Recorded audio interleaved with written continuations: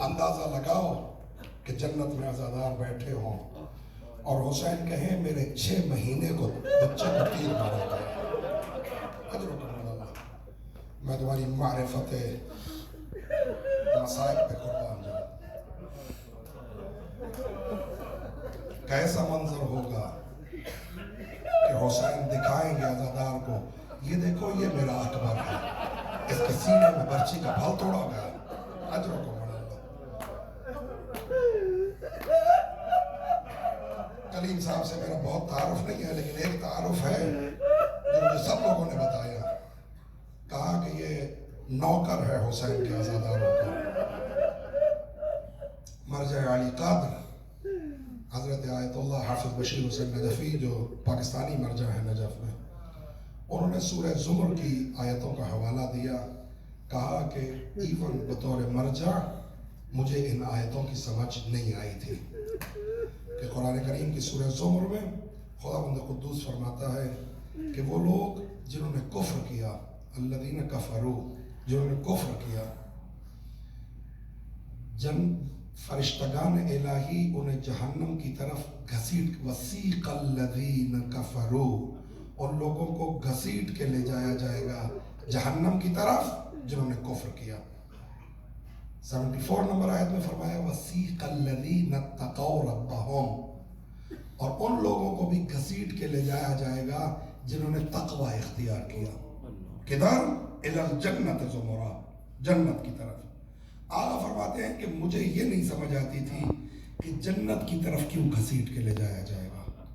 جہنم سے ہر ایک کو ڈر لگتا ہے، آبویس ہے کہ گناہگاروں کو جب پکڑ کے لے جائیں گے جہنم کی طرف وہ جانا نہیں چاہیں گے، تو ان کو گھسیٹ کے لے جایا جائے گا، ڈریگ کر کے لے جایا جائے گا۔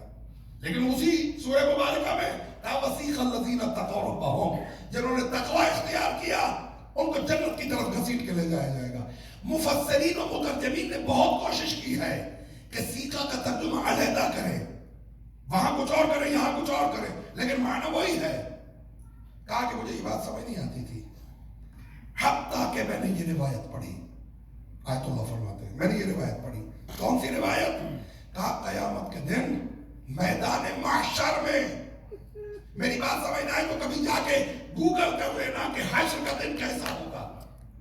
قرآن کہتا ہے ماں بیٹے کو نہیں پہچانے گی، بہن بھائی کو نہیں پہچانے گی، ایسا افراتفری کا ماحول ہوگا، جنت و جہنم کا فیصلہ ہے۔ ایسے میں اس مقام پہ آواز قدرت آئے گی، این خدام الحسین، حسین کے نوکر کہاں ہیں؟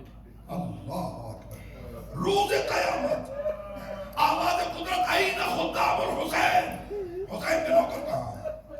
کہا کہ کچھ لوگ کھڑے ہوں گے کہیں گے نحن خدام الحسین، ہم حسین کے نوکر ہیں۔ پھر خدا اللہ فرماتے ہیں کہ یہ نوکر ہے، زائر کی بات نہیں ہو رہی، عزادار کی بھی بات نہیں ہو رہی، خادم کی بات ہو رہی ہے۔ کہا کون ہے خادم؟ کہا کہ حضرت عرض کرتا ہوں، آپ یہاں پہ آئے ہیں مغرب کی نماز سے پہلے، اس سے پہلے کچھ لوگ تھے جنہوں نے یہ چاندنیاں بچھائی، جنہوں نے یہ ممبر بنایا، جنہوں نے تبرک بنایا، جنہوں نے آپ کے جوتے رکھنے کی جگہ بنائی، یہ سب نوکر ہیں حسین کے۔ آپ 40 پہ جاتے ہیں، مواقع پہ جو لوگ کام کر رہے ہوتے ہیں یہ بھی نوکر ہیں مظلوم کربلا کے مواقع۔ اسی لیے میں عرض کیا کرتا ہوں ایام عزا ہیں، خدا کا شکر ہے کہ اس نے ایک اور محرم ہمیں زندگی میں عطا کر دیا، کچھ تھوڑا سا بھی ہو تو کرو کام بارگاہ کا تاکہ نوکر حسین بن جاؤ۔ آواز قدرت آئے گی این خدام الحسین، کچھ لوگ کھڑے ہوں گے کہیں گے نحن خدام حسین کے نوکر ہیں۔ خدا فرمائے گا کیا حسین کی زیارت کرنا چاہتے ہو؟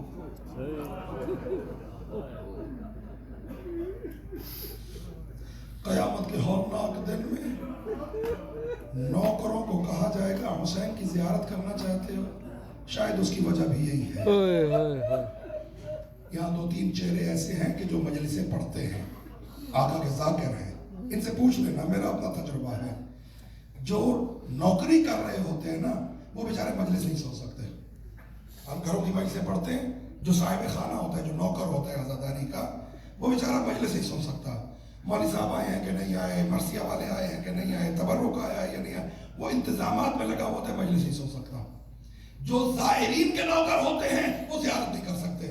میں نے خود 40 میں 18 سفر کو پہنچتا ہوں, آخری 2 دن میں مشی کرتا ہوں, اس وقت موقف سمیٹے جا رہے ہوتے ہیں, تو میں پوچھتا ہوں اکثریت سے کہ کربلا جا رہے ہو, کہتے نہیں نہیں ہمیں 21-22 سفر ادھر ہی ہو جاتی ہے, یہ ساری چیزیں سمیٹتے ہم 20 کی زیارت نہیں کر پاتے, ہم 23 کو جاتے ہیں. نوکر نہ سکون سے مجلس سن سکتا ہے چونکہ انتظامات میں ہوتا ہے, نوکر نہ وقت پہ زیارت کر سکتا ہے چونکہ انتظامات میں ہوتا ہے. شاید اس لیے خدا کہے گا کیا حسین کی زیارت کرنا چاہتے ہو؟ کہا کہ وہ روئیں گے, کہیں گے خدایا ساری زندگی اسی آس پر خدمت کی کہ حسین ہمیں قبول کر لے. روایت کہتی ہے کہ خدا نور حسین کو ظاہر کرے گا. یہ نوکران حسین اس طرح محب ہو جائیں گے زیارت مظلوم کربلا میں قیامت کے دن کہ ایک مدت گزر جائے گی, نہ حسین انہیں کہیں گے کہ چلے جاؤ, نہ یہ اپنی نگاہیں حسین کے چہرے سے ہٹائیں گے. ایسے میں خدا فرشتگان الہی کو کہے گا کہ ان کو لے جاؤ جنت میں.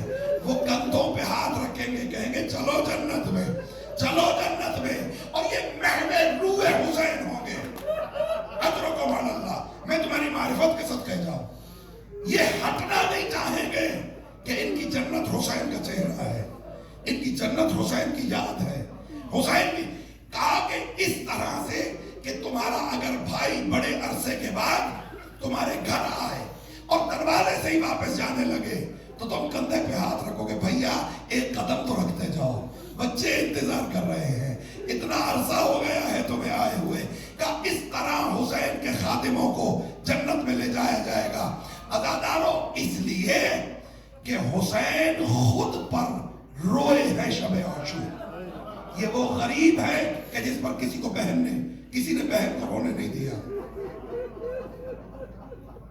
آج معرفت مصائب اس طرف ہے آپ کی, میں جملہ عرض کرتا ہوں. ایک اور مرجع تشیع جن کی قوم میں قبر مطہر ہے, بی بی معصومہ قوم سلام اللہ علیہ کے حرم کے سامنے آیت اللہ نجفیہ مراچی, انہوں نے جو بھی وصیتیں کی ہیں, عجیب وصیتیں ہیں. پہلی وصیت یہ کی کہ 40 سال سے جس رومال میں اشک عذاب پہنچا کرتا ہوں وہ رومال میرے ساتھ قبر میں دفن کرنا. کہ جب میں حسین کی مجلس میں آنسو پہنچتا ہوں وہ رومال میرے ساتھ قبر میں دفن کرنا. دوسری وصیت کیا کی؟ اپنے بیٹے کو کہا کہ جب مجھے دفن کرنے لگو تو میری میت کو رکھ دینا, ذاکر کو کہنا حسین کی وداع پڑھے.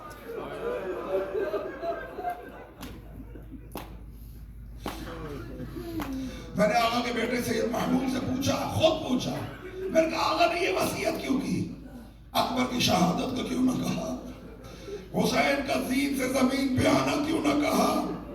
انہوں نے عجیب جواب دیا, کہا کہ جتنا سخت وقت حسین کی وداع پر زہرا کی بیٹیوں پر آیا ہے اتنا سخت وقت کربلا میں اور کوئی نہیں تھا.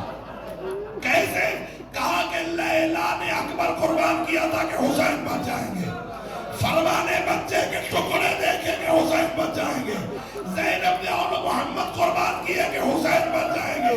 جب حسین نے کہا نا علیکن منی سلام, حیدر کی بیٹی کھڑی نہ رہ سکی, زینب زمین پہ بیٹھ گئی. کہا مہلن مہلا یبن زہرا, اے زہرا کے بیٹے ذرا آہستہ, ذرا آہستہ.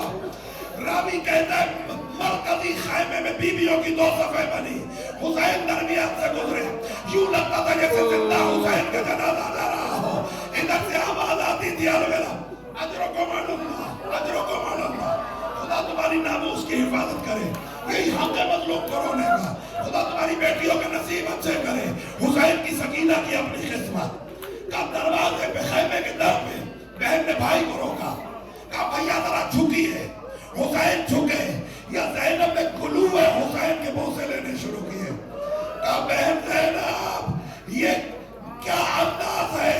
کہا بھیا ماں زہرا کی وصیت تھی اور میں نے چکیا 20 کے پالا. اجرکم علی اللہ. حسین نے بہن کے کندھوں کے بوسے لیے. کہا بابا کی وصیت تھی کہ ان ہاتھوں میں رسیاں پہنائی جائیں. اجرکم علی اللہ. دوسری وداع اپنے بیٹے سے کی, سید سجاد کے خیمے میں آئے، مولا پہ خشی تاری ہے، پھوپھی نے سہارا دیا، سیدہ معاف کرو تو جملہ عرض کروں، کسی کو خش آ جائے تو اس میں پانی پھینکا جاتا ہے۔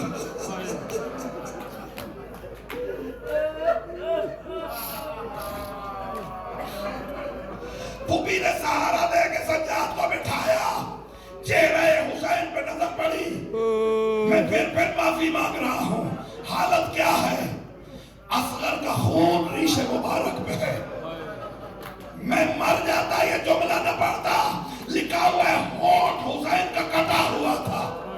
اب جب سجاد کی نظر پڑی، پوچھا آئین آئین امی العباس، بابا میرے چچا عباس کہاں ہے؟ عباس مارے گئے، حبیب کا مارے گئے، ایک ایک کا پوچھتے رہے امام زید العابدین، حسین کہتے رہے قد قتل قد قتل قد قتل۔ اب ایک جملہ کہا کہ آئین آئین آخی علی الاکبر، بابا میرا بھائی علی اکبر کہاں ہے؟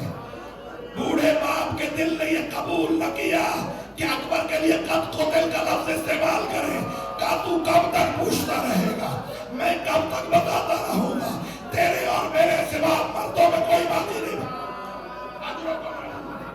اجر و کمال اللہ دی باقی پرسہ دے لو۔ راوی کہتا ہے کہ اس کے بعد حسین نکلے، سید سجاد عصا کے سہارے اٹھے، کہا پھوپھی اماں مجھے تلوار دیجئے، یا حسین آئے، سجاد کو کہا سجاد تیرا امتحان مجھ سے زیادہ سخت ہے، اکبر کے سینے سے پرچی نکالنا آسان ہے، سکینہ کو تماچے رکھتے ہوئے دے۔ اجر و کمال اللہ، اجر و کمال اللہ۔ حسین بیٹے سے پیدا ہو کر نکلے، راہبان پہ بیٹھے، راہبان کو پڑھانا چاہا، ذوالجلال نے پڑھنے سے انکار کیا، میں اسی طرح پڑھنے کا عادی ہوں، کہا ذوالجلال یہ آخری زحمت ہے جو حسین دے رہے ہیں۔ زبان بے زبانی سے زمین کی طرف دیکھا، وہ جو سینے پہ سوتی تھی ذوالجلال کے سموں سے لپٹی ہوئی ہے، حسین ذوالجلال سے اترے ہیں، بچی کو سینے سے لگایا، کہا سکینہ مجھے جانے دے، شاید میں پانی کا وہی بندوبست کرا، چیخی ہے بچی، بابا مجھے پانی نہیں چاہیے، اور میں چچا عباس دے چکی۔ اجر و کمال اللہ، اجر و کمال اللہ، اجر و کمال اللہ۔ راوی کہتے کہ بچی سینے سے لگی، سو گئی۔ آیت اللہ شہید مرتضی مطہری نے یہاں پہ نقل کیا، سوال کیا کہ عاشور کے دن قیامت خیز دن ہے، بچی سو کیسے گئی؟